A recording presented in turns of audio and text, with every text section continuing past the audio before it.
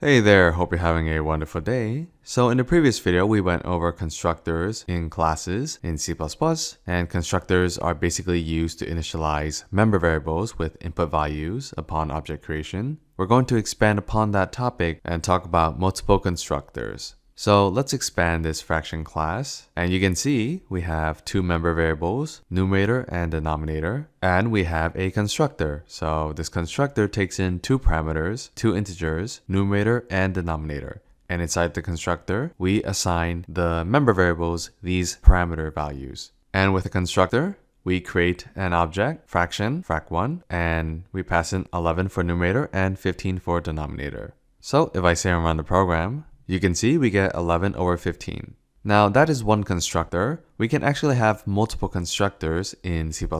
So for instance, let's say when I create a fraction object, I don't want to pass in a denominator. Instead, I just want to pass in one value for the numerator. So basically it is a whole number, but it is still a fraction object. So I want to do fraction frac2 and just pass in 11 like so, and do frac2.print fraction. So right now, if I try to run this program, I'll get an error. So let's hover over this, and you can see no instance of constructor matches the argument list. So we only pass in one parameter or one argument, but the constructor in the fraction class requires two arguments. So what we can do is create another constructor, and I can actually just copy this code and paste it over here and take out denominator. And if we don't pass in denominator, we can just set this as 1. So now our fraction class has two constructors, and this is part of the idea of polymorphism. You have two ways to do the same thing, so we have two different ways of initializing our fraction class. And you can see after we implemented that constructor with one parameter, C++ is happy again, and now we can save and run a program. And you can see for frac1 we get 11 over 15 where we pass in two parameters, and for frac2 we only pass in one parameter, so we get 11 over 1.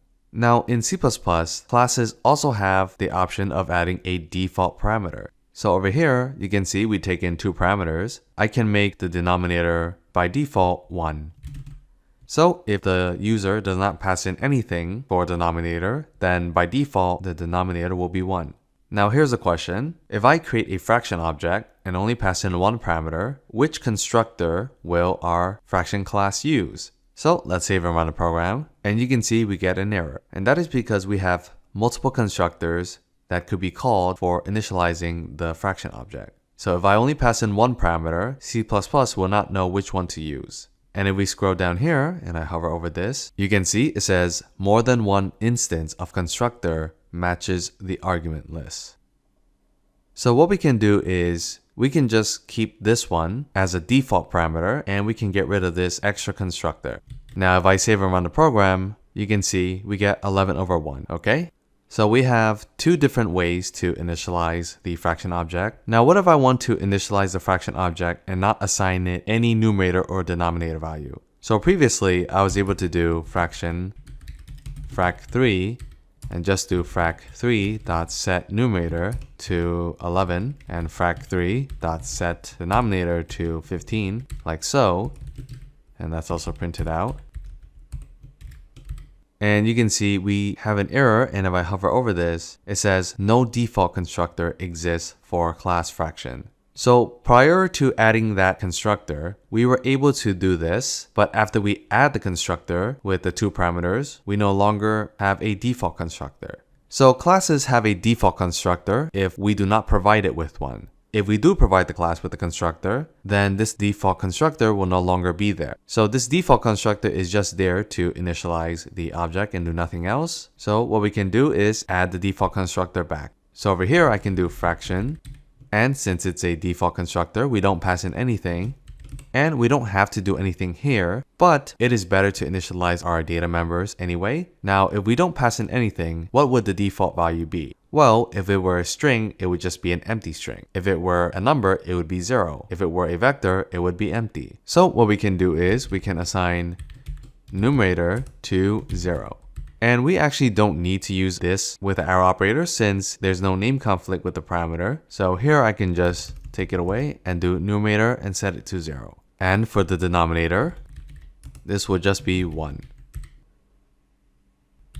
So let's comment that out and let's save and run the program. And you can see by default we get 0/1.